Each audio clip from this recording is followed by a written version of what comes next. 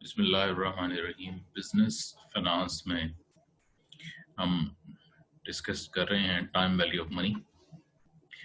Time value of money में आज हम जिस टॉपिक को डिस्कस करने जा रहे हैं, ये टाइम वैल्यू मनी का एक इम्पॉर्टेंट टॉपिक है, मिक्स्ड स्ट्रीम्स। मिक्स्ड स्ट्रीम से मुराद ऐसी कैश फ्लोज हैं, कैश इनफ्लोज या आउटफ्लोज, जिनमें कैश इनफ्लोज एंड आउटफ्लोज का हर साल एक जैसा होना ज़रूरी नहीं है। एन्युटीज और मिक्स स्ट्रीम में सबसे पहला और बुनियादी डिफरेंस ये है कि एन्युटीज में हम एक्सपेक्ट करते हैं कि कैश फ्लोज हर साल होंगी और उनकी अमाउंट बिल्कुल बराबर होगी हर इंटरवल में।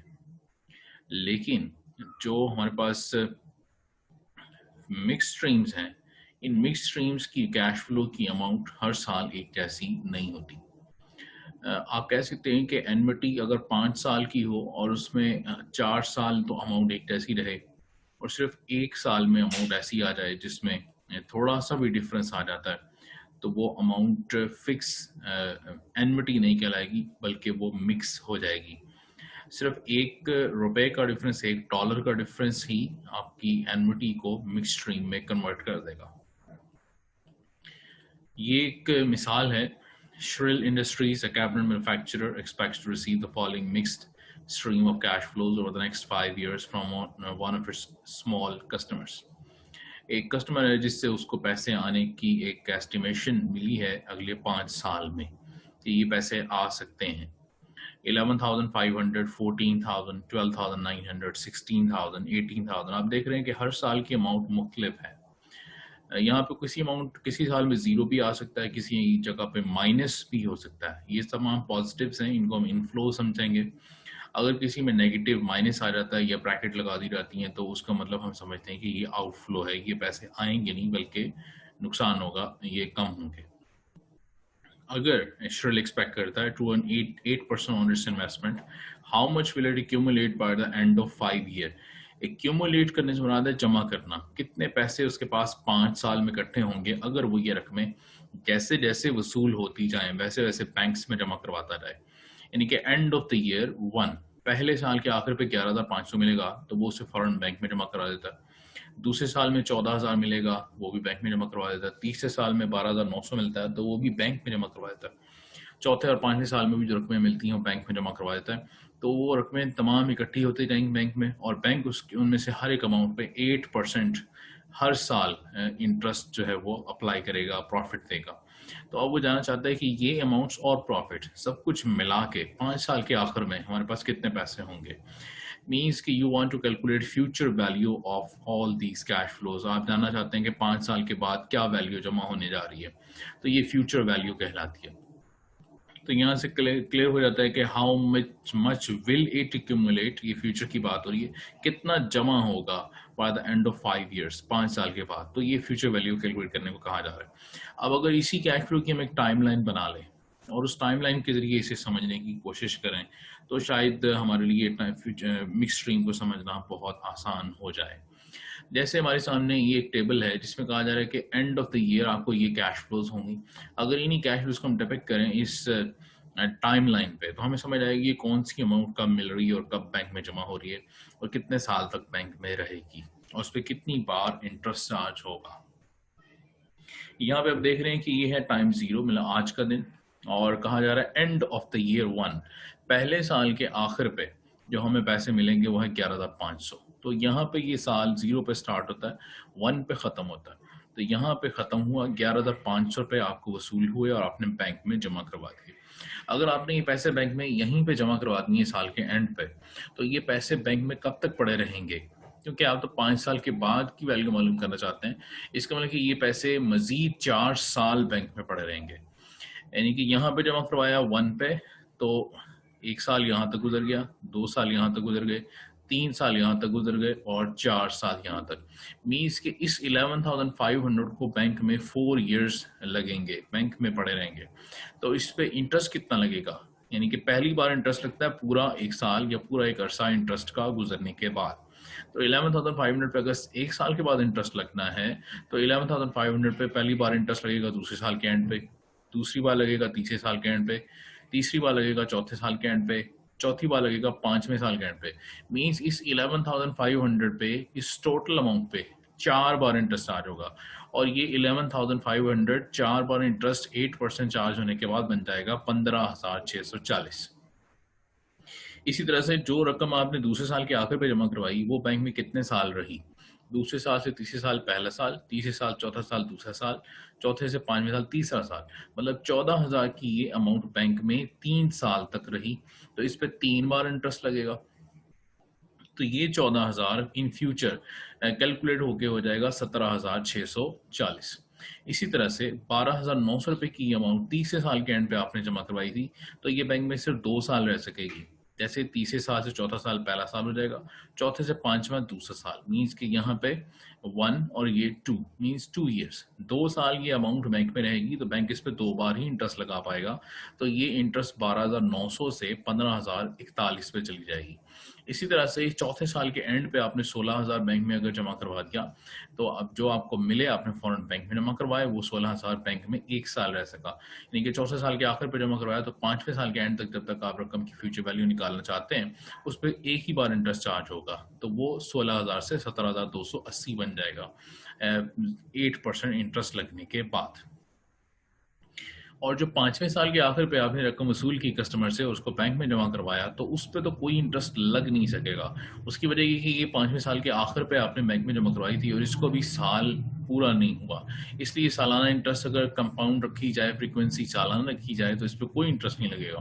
तो ये 18,000 जो है अमाउंट सेम की सेम आ जाएगी यहाँ पे। अब इन तमाम वैल्यूज को हम जमा करेंगे, 15,640, 17,640, 15,041, 17,280, 18,000, ये तमाम अमाउंट्स जमा करने के बाद आपके पास 5वें साल के एंड पे 83,601, 83,601 रुपए जमा हो गए। ये हमारी फ्यूचर वैल्यू होगी। लेकिन आपने ये यहाँ पे हमने अमाउंट्स तो लिख दी, असल में तो हमें कैलकुलेट करना है। इसे कैलकुलेट कैसे करना चाहिए, अब यहाँ पे ये टेबल है, इस टेबल के जरिए हम इसे कैलकुलेट करेंगे। मिक्स स्ट्रीम के लिए कोई अलग फार्मूला नहीं है, मिक्स स्ट्रीम को बेसिकली सिंगल अमाउंट के फार्मूले से ही हल किया जाता है। हम ये यहाँ पे कंसीडर करते हैं कि मिक्स स्ट्रीम में हर साल जो अमाउंट जमा करवाई जाती है, ये अपने आप में एक सिंगल अमाउंट है। 11,500 4 साल के लिए जमा करवाया गया, 14,000 3 साल के लिए जमा करवाया गया, 12,900 2 साल के लिए जमा करवाया गया, 16,000 1 साल के लिए जमा करवाया गया, और 18,000 1 साल के लिए, जैसे हमने अभी इस टाइमलाइन में देखा। 11,500 बैंक में 4 साल रहा, तो इसके मतलब उस पर इंटरेस्ट कितना लगेगा, कितनी बार लगेगा, 4 बार। अब उस पर अगर 4 बार इंटरेस्ट लगता है और आप फ्यूचर वैल्यू मालूम कर रहे हैं, तो आप फ्यूचर वैल्यू का सिंगल अमाउंट का फार्मूला इस्तेमाल करेंगे, और उसमें आप यहाँ 5-1 पे ना जाएं, ओनली 4 को देखें कि 4 टाइम्स इंटरेस्ट चार्ज हो रहा है। यहाँ लिखा हुआ number of years earning interest, कितने साल इंटरेस्ट कमाया।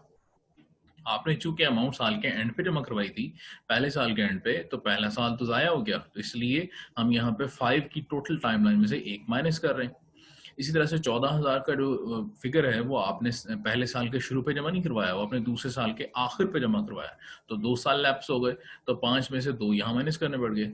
यूं समझ लें, या फिर आप यूं ही समझ लें कि 11,500 जब पहली अमाउंट जमा करवाई गई थी, तो बैंक में 4 साल रही, तो उस पर 4 बार इंटरेस्ट लगा, तो इस 4 बार इंटरेस्ट लगा, तो उसका फैक्टर जो है वो n में 4 लिखा जाएगा, नंबर ऑफ ईयर्स आर 4, और इंटरेस्ट रेट है 8%। तो इस 11,500 को मल्टीप्लाई करेंगे जब इस अमाउंट से,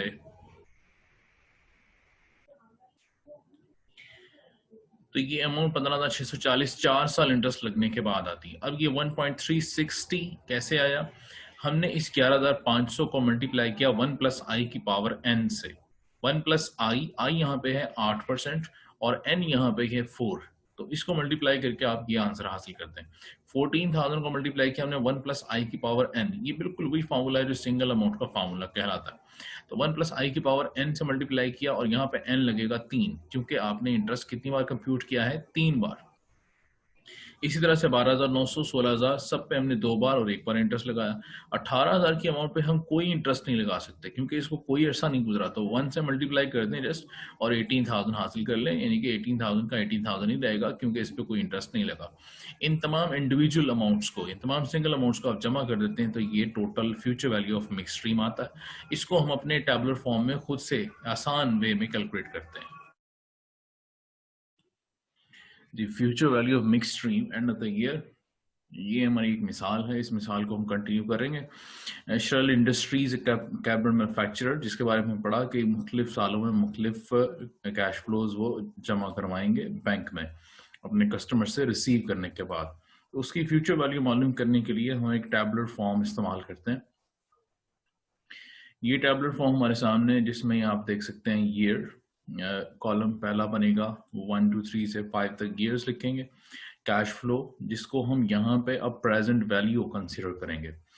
इसकी क्या वजह है? जैसे मैंने बताया है कि मिक्स स्ट्रीम का कोई स्पेसिफिक फार्मूला नहीं होता।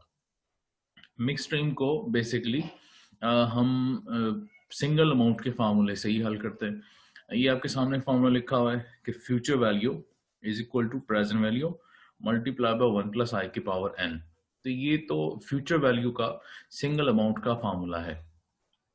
अब हम क्या कर रहे हैं कि यहाँ पे मिक्स स्ट्रीम में हर एक साल में जो रकम जमा करवाई जा रही है उसे एक सिंगल अमाउंट कंसिडर कर रहे हैं और उससे सिंगल अमाउंट के फार्मूले से ही हल कर रहे हैं। जैसे यहाँ पे आप सेकंड में देखें, इसमें भी एक सिंगल अमाउंट का फार्मूला अप्लाई किया गया है, इसी तरह से थर्ड ईयर में भी किया गया है।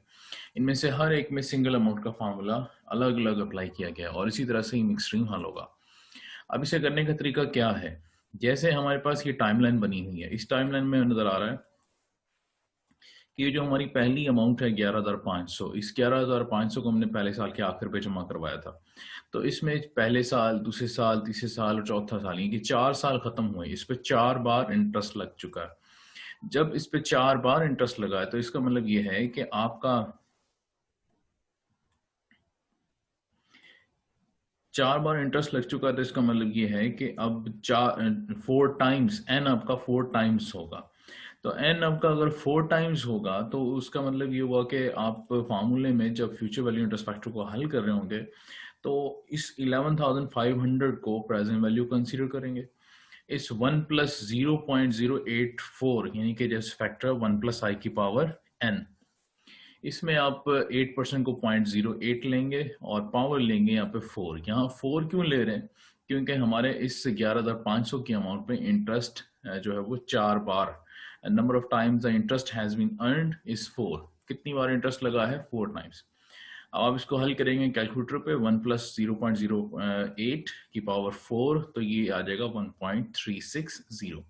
ये फैक्टर्स हमने इस कॉलम में लिखने हैं। और उसके बाद अगर हम अब मल्टीप्लाई करें इस फार्मूला के अकॉर्डिंग अपनी प्रेजेंट वैल्यू को अपने इस फैक्टर के साथ, मीन्स अपने 1.360 को मल्टीप्लाई करें हम 11,500 के साथ, तो हमारे पास आंसर आ जाएगा 15,640।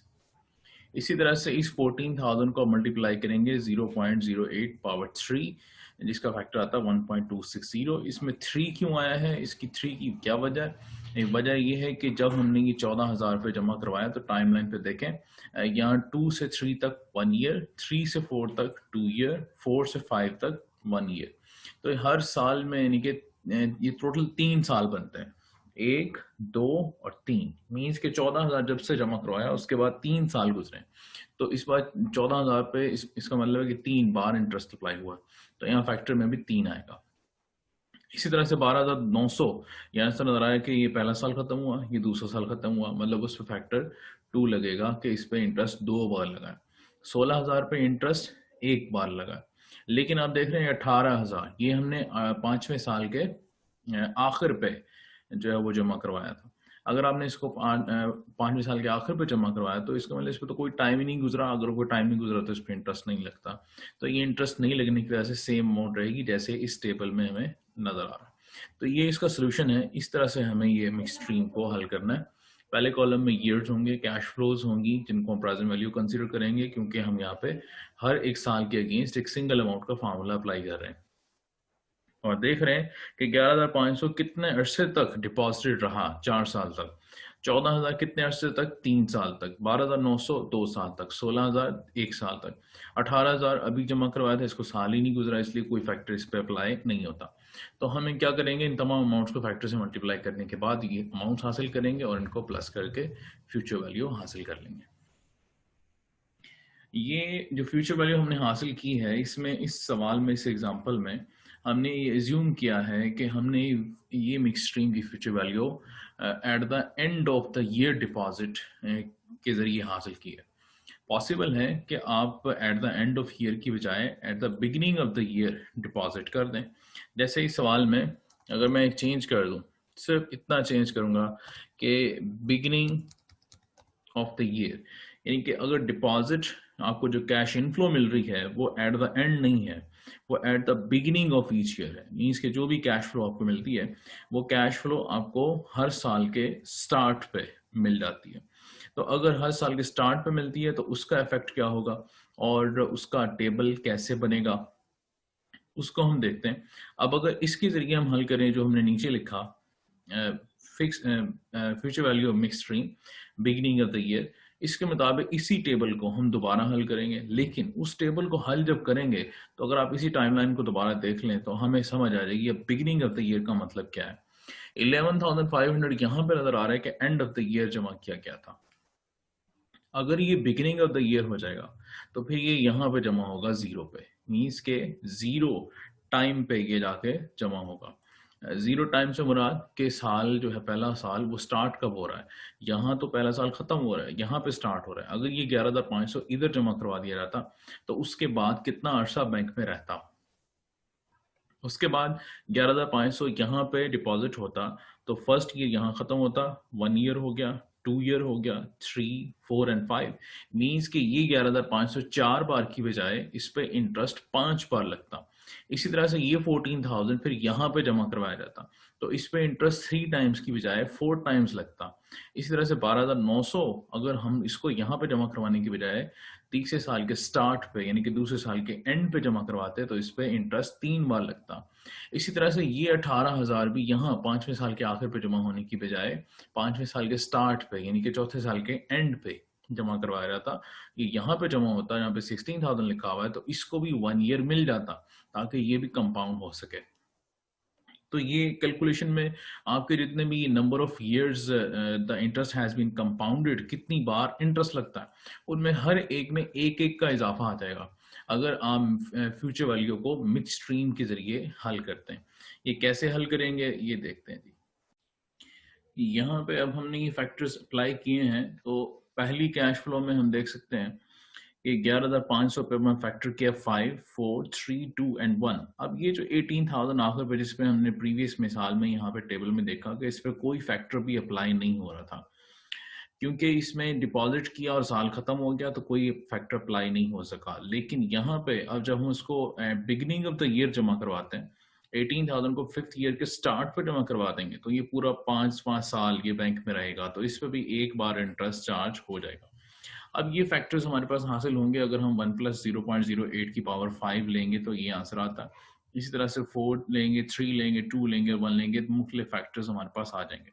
इन फैक्टर्स में से हर एक फैक्टर को उसके रिलेटेड जो अमाउंट है उससे हम मल्टीप्लाई करते रहेंगे और इस कॉलम में फ्यूचर वैल्यूज हर एक अमाउंट की हासिल कर लेंगे, बाद में इनको जमा करेंगे तो ये हमारी फ्यूचर वैल्यू बन जाएगी and this value will be greater than the future value of and of the year, यानी कि बिगिनिंग ऑफ द ईयर में अमाउंट्स ज्यादा आती हैं। हालांकि वही अमाउंट्स हमने जमा करवाई हैं जो हमने एंड ऑफ द ईयर में जमा करवाई थी। यहाँ पे जो अमाउंट्स हमने जमा करवाई हैं सेम टेबल है, सेम एग्जांपल है, सेम इंटरेस्ट रेट है और सेम टर्म है, लेकिन वो एंड ऑफ द ईयर जमा करवाए, ये बिगिनिंग ऑफ द ईयर जमा करवाए तो आप देखेंगे कि ये amounts and of the year से ज्यादा आएंगी।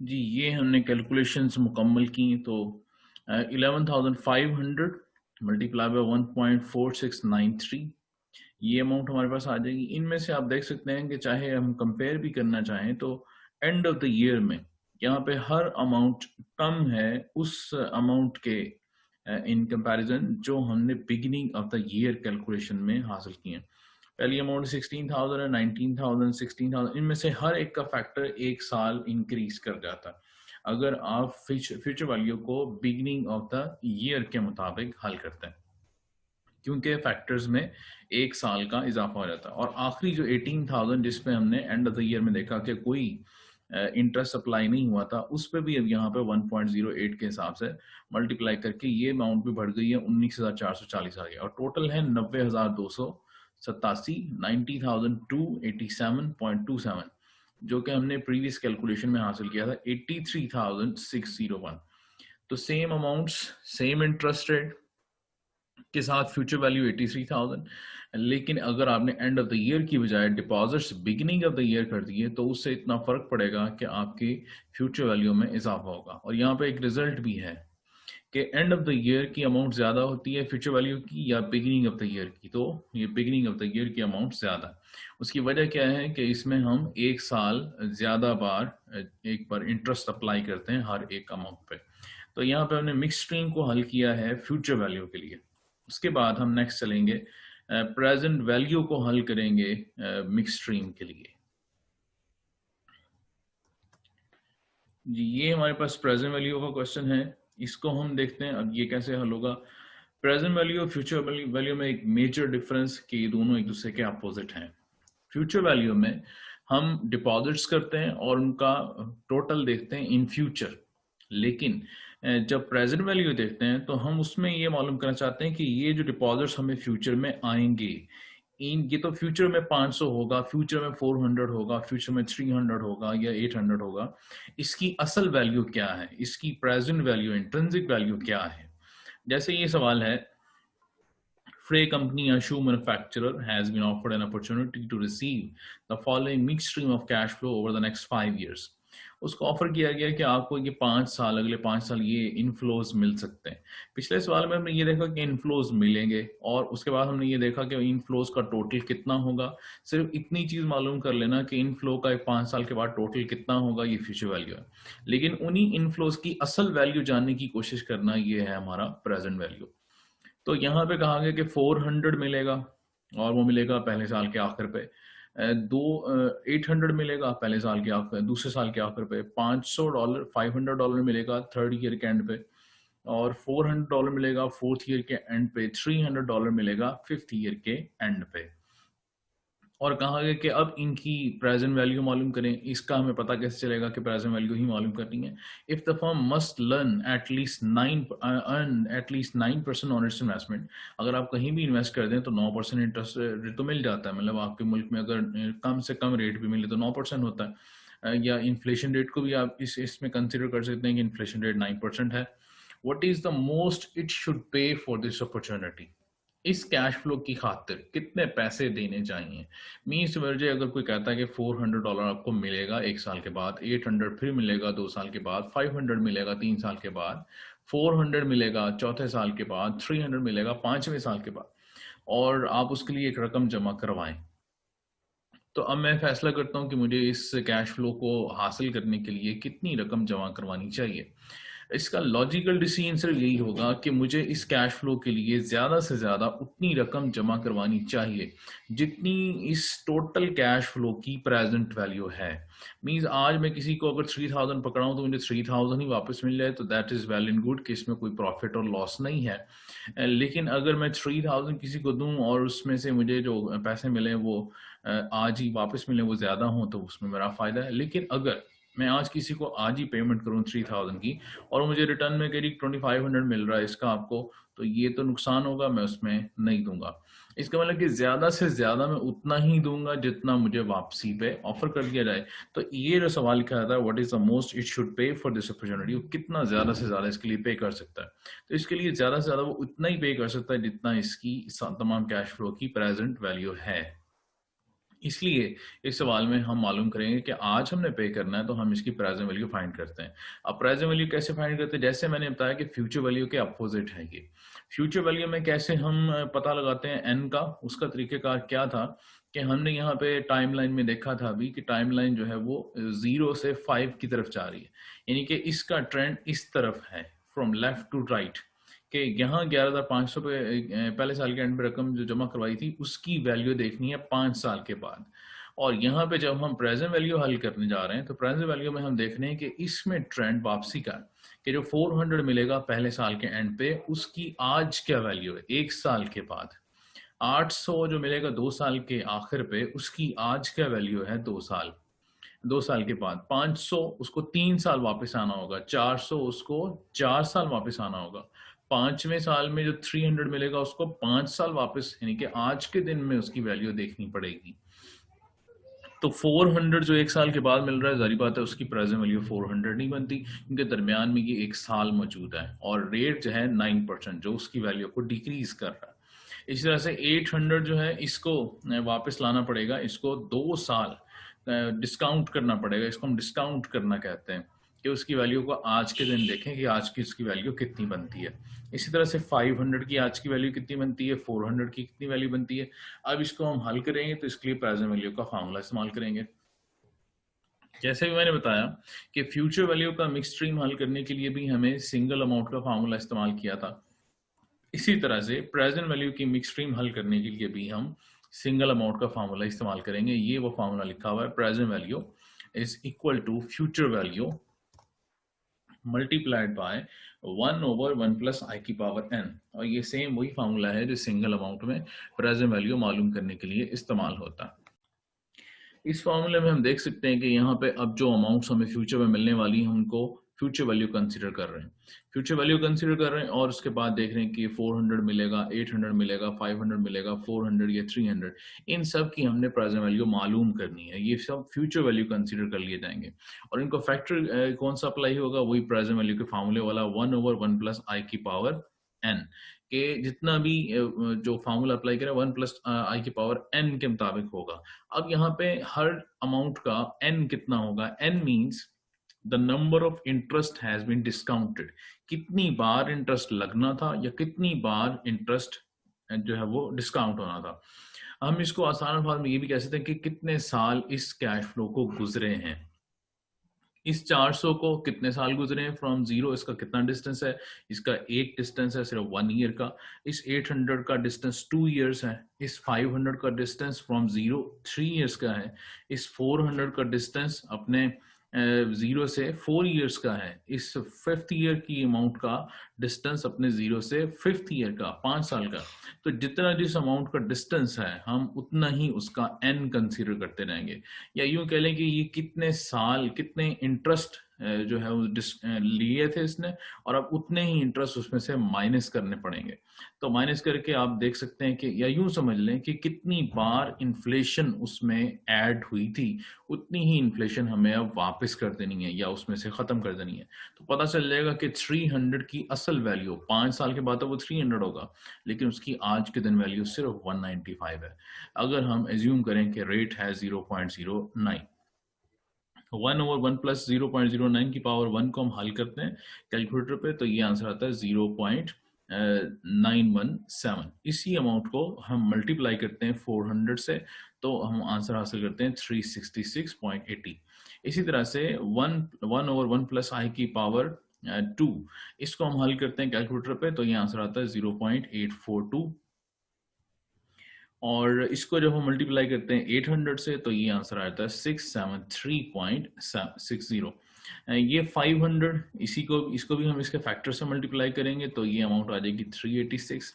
इसी तरह से इस 400 को हम मल्टीप्लाई करेंगे 0.708 से, तो ये आंसर आ जाएगा 283.20, और ये 300 जब मल्टीप्लाई होगा अपने फैक्टर से, तो इसका आंसर मिलेगा हमें 195। तो ये तमाम असल वैल्यूज हमारे सामने आ गई कि ये गिनने में, ये करेंसी में 400 होगा, लेकिन ये असल में कितना होगा, ये असल में होगा सिर्फ और सिर्फ 366 कह लें। दिखने में गिनने में 800 होगा, लेकिन असल वैल्यू होगी 673। 500 होगा, लेकिन आज की वैल्यू उसकी 386 होगी। 400 मिलेगा चौथे साल के एंड पे, लेकिन वो असल में आज के दिन 283 है। 300 जो 5 साल के बाद मिलेगा, उसकी आज की वैल्यू सिर्फ 195 है। इन तमाम वैल्यूज को हमने जमा किया तो ये आ गया 1904।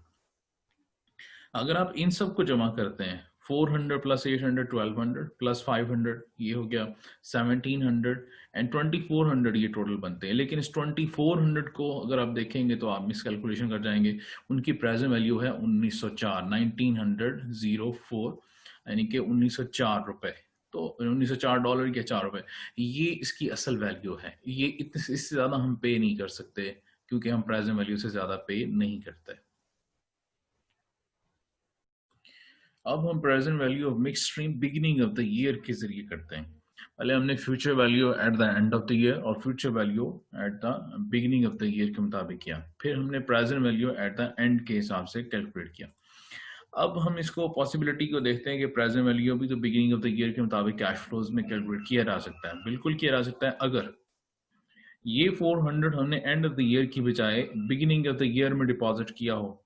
इसी तरह से ये 400 फिर यहाँ आ जाएगा जीरो टाइम पे, और जीरो टाइम पे कोई भी अमाउंट जब जमा करवाई जाती है तो उसकी प्रेजेंट वैल्यू वही होती है जिस दिन वो जमा करवाई जाती है एट टाइम जीरो।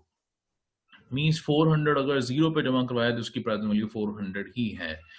800 अगर सेकेंड ईयर के एंड की बजाय फर्स्ट ईयर यानी कि beginning of the year first year second year के स्टार्ट पे फर्स्ट ईयर के एंड पे जमा करवाया जाता तो ये यहाँ पे होता और सिर्फ एक साल वापस आता। इसी तरह से 500 यहाँ होता 2 पे और ये सिर्फ 2 साल डिस्काउंट करना पड़ता। इस तरह से 400 को सिर्फ 3 साल डिस्काउंट करना पड़ता और 300 को ओनली 4 टाइम्स डिस्काउंट करना पड़ता। अगर ये अमाउंट्स यहाँ की बजाय यहाँ शिफ्ट हो जाए, 800 यहाँ शिफ्ट हो जाए, 500 यहाँ शिफ्ट क्यों हो रही, क्योंकि हम एज्यूम करें beginning of the year cash flows. तो ये eight the end of the year cash flows है, बिगिनिंग में ये यहाँ आ जाएगा, तो ये 400 की अमाउंट जीरो टाइम पे आ जाएगी। इसका रिजल्ट क्या होगा कि इनमें से हर एक के लिए जो हमने फैक्टर्स के नंबर ऑफ ईयर्स काउंट किए हैं वो एक एक कम हो जाएंगे और 400 पे कोई फैक्टर अप्लाई नहीं हो सकेगा क्योंकि 400 ऑलरेडी जीरो पे है। 800 यहाँ आएगा तो इसका फैक्टर 2 की बजाय 1 रह जाएगा। 500 यहाँ आएगा इसका फैक्टर 3 की बजाय 2 रह जाएगा। 400 यहाँ आ जाएगा तो इसका फैक्टर 4 की बजाय 2 रह जाएगा, 3 रह जाएगा। 300 यहाँ आएगा तो इसका फैक्टर 5 की बजाय 4 रह जाएगा। उसके बाद फिर क्या होगा कि अब यहाँ जब सोल्यूशन को हम देखेंगे तो इसमें 400 चूंकि हमने कहा कि ये पहले साल के स्टार्ट पर ही आ गया तो इसका कोई फैक्टर नहीं बन सकेगा और ये इसकी असल वैल्यू असल में 400 ही रहेगी क्योंकि ये जीरो टाइम पे जमा करवाया गया, ये पहले साल के स्टार्ट पे जमा करवाया गया। जो रकम पहले साल के स्टार्ट पे जमा करवाई जाए वो जीरो टाइम पे जमा करवाई जाती है, आज के दिन ही जमा करवाई जाती है, तो उसकी वैल्यू आज के दिन 400 ही है। मीन्स कि आपने आज ही 400 अगर जमा करवाया तो उसकी प्रेजेंट वैल्यू 400 है। जो 800 आपने एक साल के बाद जमा करवाया, मीन्स के पहले साल के आखिर पे या दूसरे साल के स्टार्ट पे आपने जमा करवाया तो उस पर एक बार फैक्टर अप्लाई होगा डिस्काउंटिंग का और उसके बाद इसका आंसर हम यहाँ पे लिख सकते हैं। इसी तरह से 500 पे 2 आ जाएगा, 400 पे फैक्टर का n 3 हो जाएगा और 300 पे फैक्टर का n 4 हो जाएगा क्योंकि ये अब 300 अपने जीरो टाइम से 4 इयर्स डिस्टेंस पे है, ये 3 इयर्स डिस्टेंस पे है, ये 2 ईयर डिस्टेंस पे है। तो जितने साल का डिस्टेंस होता है उतने साल का फैक्टर हम यहाँ पे ऐड करते हैं। अब इन फैक्टर्स को हम इनकी फ्यूचर वैल्यूज के साथ मल्टीप्लाई करते जाएंगे। 800 विल बी मल्टीप्लाइड बाय 0.917 और इनके आंसर्स हम उनके सामने लिखते जाएंगे।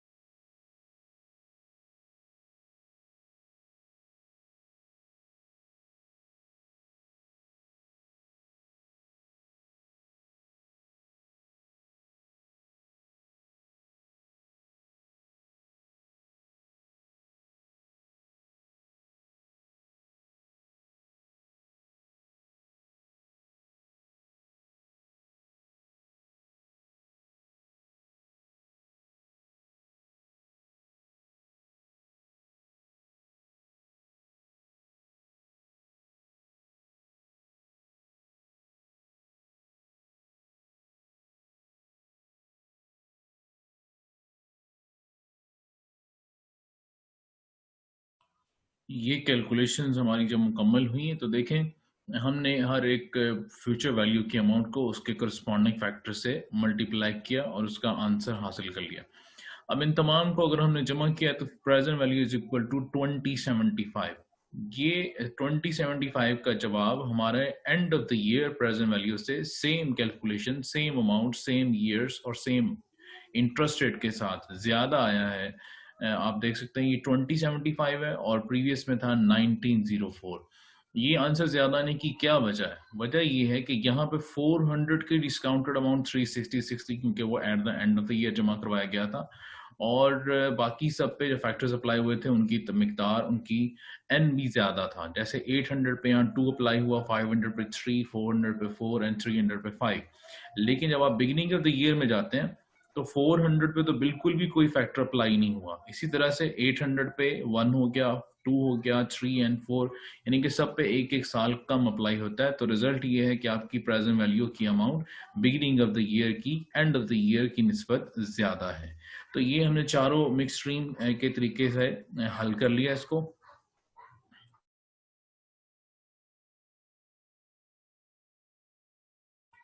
जी नेक्स्ट हमारा जो कॉन्सेप्ट है इसमें वो है finding the present value of a perpetuity.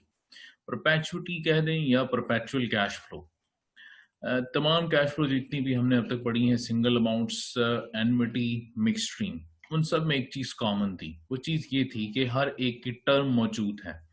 जैसे हमने जितने भी सवाल हल किए, कोई 5 साल तक का, कोई 10 साल, कोई 5 साल, कोई 4 साल, यानी कि उनकी टर्म मुख्तस है कि उनकी कैश फ्लो स्टार्ट होगी और एक खास वक्त के बाद वो कैश फ्लो होना बंद हो जाएगी। लेकिन जब किसी कैश फ्लो की टाइम लिमिट खत्म हो जाए, टाइम लिमिट ना हो, मीन्स कि वो कैश फ्लो फॉर एवर हो, तो उस कैश फ्लो को कहा जाता है परपेचुअल कैश फ्लो, जिसकी लाइफ इन्फिनिट है। अब perpetuity is an एनविटी with an infinite life. यहाँ पे एक वर्ड इस्तेमाल किया गया, परपेचुइटी एक एनविटी है जो एक इन्फिनिट लाइफ रखती है। तो एनविटी इसलिए कहा गया क्योंकि इसके अंदर जितनी भी अमाउंट हर साल अकर होंगी वो एक जैसी होंगी, उनमें कोई मिक्स नहीं होगा, और ये हर साल होती है। ये सिंगल अमाउंट भी नहीं है और ये मिक्स भी नहीं है, ये एनविटी है, लेकिन ये एनविटी जिसकी लिमिट नहीं है। आप कह सकते हैं कि परपेचुइटी एक ऐसी एनविटी को कहते हैं जो जिसकी लाइफ अनलिमिटेड हो, जिसकी लाइफ में एंड टर्म पीरियड ना हो। तो जिसमें एन टर्म पीरियड नहीं होता उसमें हम फार्मूले में सिर्फ 1/i के जरिए फार्मूले को हल कर सकते हैं। यानी कि यहाँ पे प्रेजेंट वैल्यू एनविटी का फार्मूला एक अप्लाई होता है, present value interest factor एनविटी 1/i। एक बात और यहाँ पे बता दूं कि परपेचुइटी में फ्यूचर वैल्यू नहीं होता, परपेचुइटी में सिर्फ और सिर्फ प्रेजेंट वैल्यू कैलकुलेट किया जाता है। और ये किन चीज़ों पे, किन मिसाल और किन एप्लीकेशंस पे इसको अप्लाई कर सकते हैं, वो है मुख्तलिफ ऐसे कैश फ्लोज जो जिनकी लाइफ डिटर्मिन की जा सकती है कितने अरसे तक चलेंगे। ये कैलकुलेशंस अनलिमिटेड होती हैं। जैसे आपने किसी बैंक में कोई डिपॉजिट करवा दिया, आप उससे कितने साल तक फायदा उठाना चाहते हैं, नो बडी नोज कि आप कितने साल तक उससे फायदा उठाना चाहते हैं। जितनी आपकी लाइफ है उस साल तक, या आपकी लाइफ के बाद जो उसके लीगल वारिस हैं, लीगल हियर्स हैं, वो भी उससे फायदा उठा सकते हैं। हमने बैंक में अगर सपोज $50,000 जमा करवा दिया और आप उससे चाह रहे हैं कि सालाना एक अमाउंट जो है वो मिलेगी। सपोज अगर वो अमाउंट 50,000 सालाना मिलती है, कितने अरसे तक मिलनी चाहिए? जब तक आपकी लाइफ है, या उसके बाद भी आपके फैमिली के लोगों को मिलती रहे, उनकी लाइफ कितनी है कोई पता नहीं। इसका मतलब कि टर्म डिफाइंड नहीं है।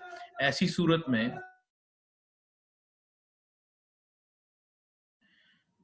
प्रेजेंट वैल्यू ऑफ परपेचुइटी में हम एक मिसाल लेते हैं। इस मिसाल में जैसे हम लिखा, a deposit is required to be made in a bank. हम एक बैंक में एक डिपॉजिट करना चाहते हैं, उससे क्या करना चाहते हैं, 50,000 पर ईयर हम हासिल करना चाहते हैं फॉर इन्फिनिट टाइम पीरियड, एक ऐसे टाइम पीरियड तक जिसकी लिमिट जो है वो मौजूद नहीं है। Bank will pay 10% interest on deposit पर आना। बैंक इसके ऊपर 10% सालाना इंटरेस्ट देगा, तो आपको ये 50,000 मिलेगा। अब how much should be deposited in account to get this perpetuity. हम आज बैंक में कितना बड़ा डिपॉजिट करें कि ये 50,000 हर साल हमें मिलना शुरू हो जाए। मीन्स कि ये 50,000 हमें फ्यूचर में मिलेगा, और फ्यूचर में हर साल मिलेगा। कब तक मिलेगा? वो टाइम इन्फिनिट है। 10% इंटरेस्ट मिलेगा। इस फ्यूचर की हर साल की अमाउंट की हम चाहते हैं प्रेजेंट वैल्यू, जिसमें टाइम लिमिटेड नहीं है, 10% इंटरेस्ट रेट है।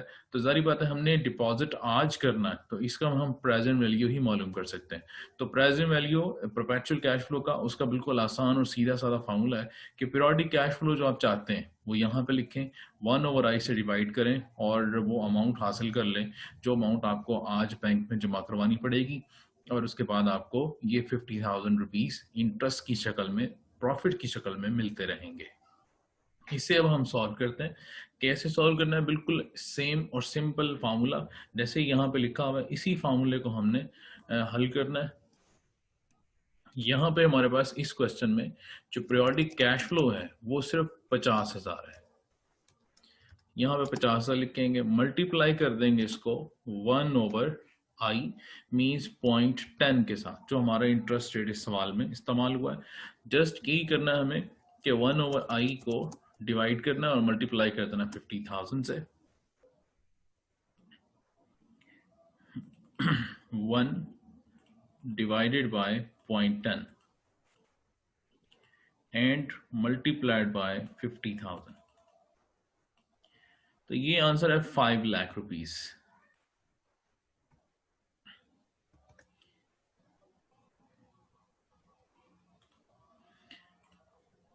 ₹5 लाख अगर हम बैंक में जमा करवाते हैं तो इसका क्या रिजल्ट होगा कि आज आप 5 लाख रुपए जमा करवाएं, साल के बाद अगर 10% इंटरेस्ट बैंक देता है तो 50,000 रुपए आपको उसके मिल जाएंगे हर साल के आखिर पे।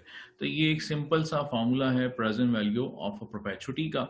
इसको और कई मिसालों में और कई जगह पे अप्लाई किया जाता है, जैसे यूनिवर्सिटी में परपेचुइटी हासिल करने के लिए भी इसको इस्तेमाल किया जाता है। यूनिवर्सिटी में अक्सर यूनिवर्सिटीज़ इसको इस्तेमाल करती हैं मुख्तलिफ किस्म के फंड्स को प्रमोट करने के लिए कि हमारे पास इंडोमेंट्स करवाई जाएं।